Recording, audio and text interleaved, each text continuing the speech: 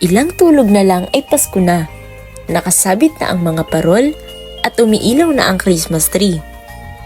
Pero ang isa sa hindi mawawala tuwing sasapit ang Kapaskuhan ay ang nakasanayan na nating mga Pinoy. Ito ay ang pagkain ng mga kakanin pagkagaling sa simbang gabi, gaya ng bibingka, puto bumbong, at puto sulot.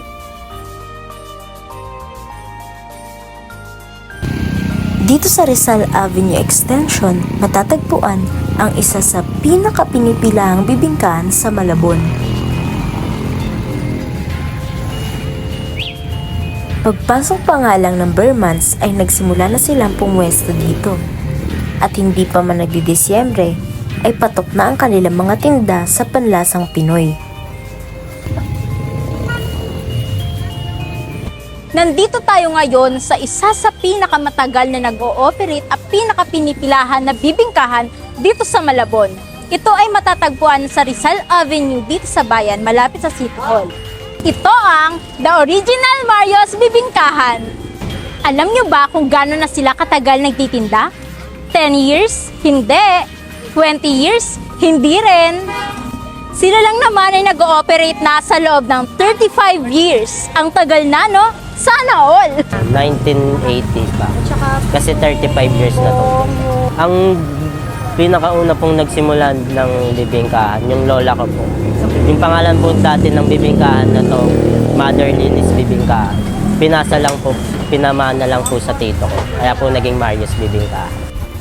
Talaga nga namang dinarayo ang Mario's Bibingkahan dahil bukod sa swak sa bulsa ay swak na swak rin sa panlasa dahil mas pinalevel up nila ang ating nakasanayang puto bumbong at bibingka.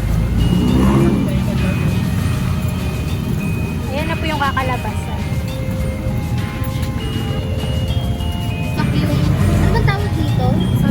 Salted egg. Ayan, ito na. Manto pala. Hirap iwain siya.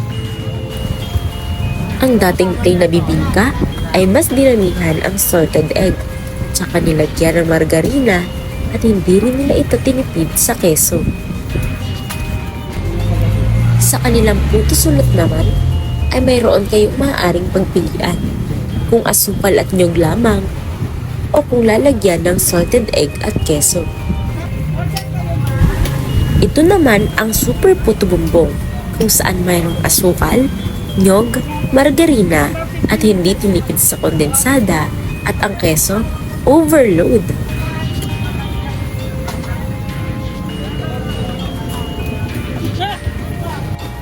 Hindi ka rin maiinip sa paghihintay ng inyong order dahil malilibang ka habang nanonood ng proseso kung paano nila ginagawa ang kanilang mga tinda. Habang umiinom ka ng libreng tsaa nila dito.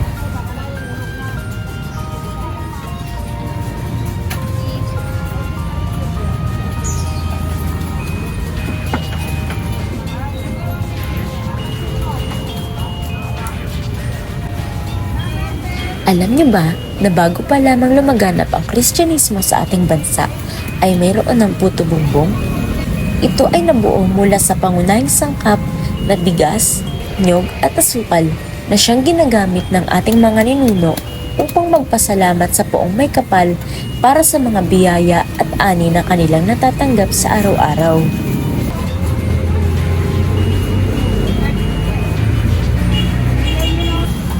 Mahigit 1,000 order ng puto bumbong at 500 bibingka ang nauubos nila kada araw. Patunay lamang ito na tinatangkilik ng mga Malabueños ang Mario's Bibingkahan. Dati kasi, mahilig na kami talaga sa puto bumbong. Nung parang dinagdagan na nila ng mga specialty ganyan, ng condensed saka ng cheese, parang mas naging masarap siya. So, mas nag-crave kami tuwing magtitinda na sila. So, 10/10 for me. Ang susi sa masarap na bibingka ay sipag at tiyaga. Samahan din ng pagmamahal ang paggawa ng puto bumbong upang ang negosyo ay umusbong.